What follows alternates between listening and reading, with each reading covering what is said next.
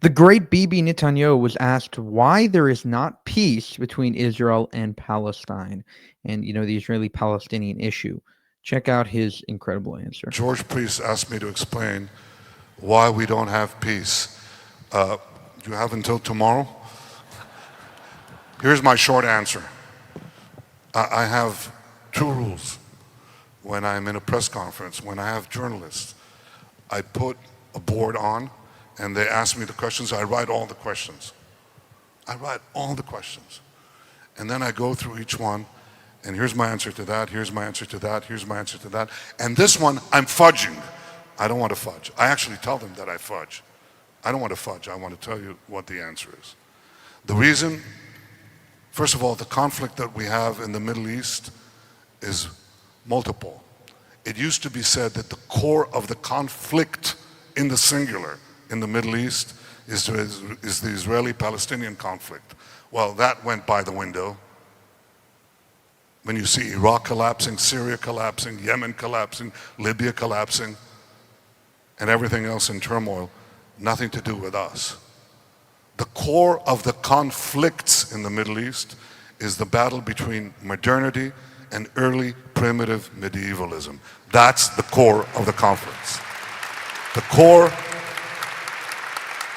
of the specific conflict between Israel and the Palestinians is the persistent Palestinian refusal to recognize a Jewish state in any boundary.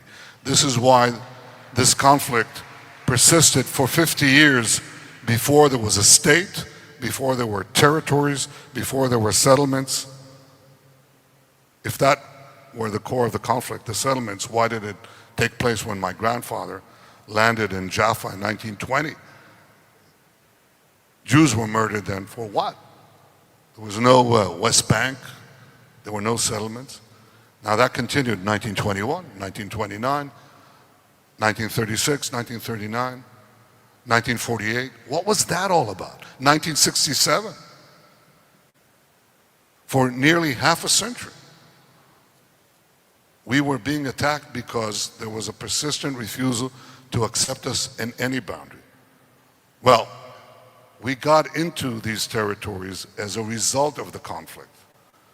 And what Arab propaganda has done by endless repetition is to turn the result of the conflict into its cause.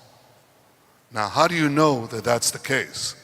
Because we left Gaza completely, every last centimeter. And they're still firing rockets at us from Gaza. And when you ask them, why are you doing this? Is it to liberate the West Bank?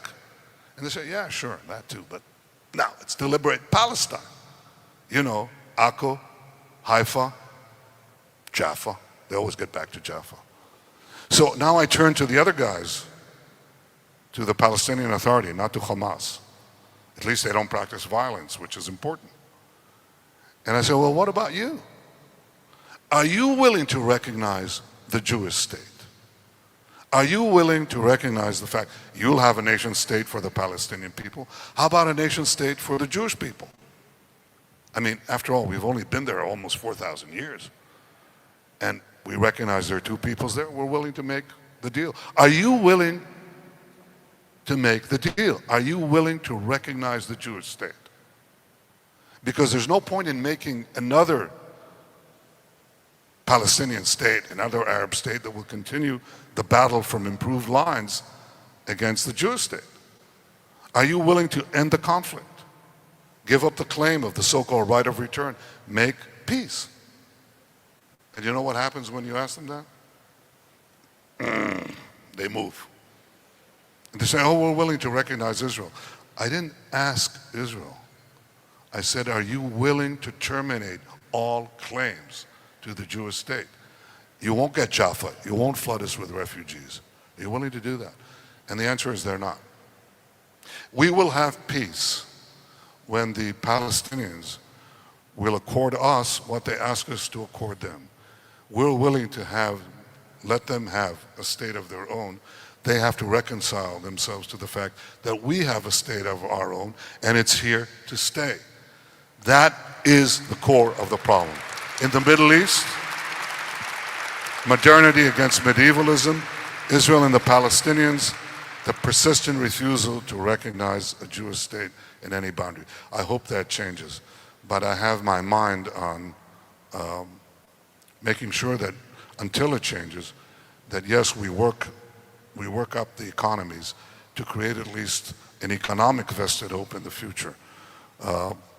If the Palestinians follow the prescriptions I've given here for market development, they'll be better off economically and we'll move 2 steps closer to peace too. Thank you very much. Thank you.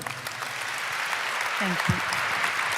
All right, so some brilliant points by Netanyahu there, and I think that though he is missing one thing, and I've harped on this for a long time, is that the Palestinians will never come to the table as long as they know that the deal is always on the table. So if they always know that we're going to be willing to offer peace, what's the incentive for them to now come to the peace table? Oh, we'll attack the Jews for the next 30 years, see if we can win. If not, we always have this deal on the back burner.